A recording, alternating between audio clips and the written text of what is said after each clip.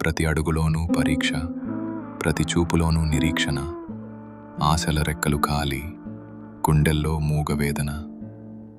ఆ కన్నీళ్లలో ఉన్నది పిరికితనం కాదు, ఆమె నవ్వే పెదవుల వెనక ఉన్న విషాదం.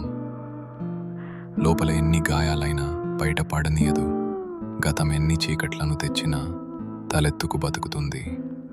తన కన్నీరు అణువణువున ఒక కథ. ఆ కథలో ప్రేమ ఉంది, బంధాల కష్టం ఉంది.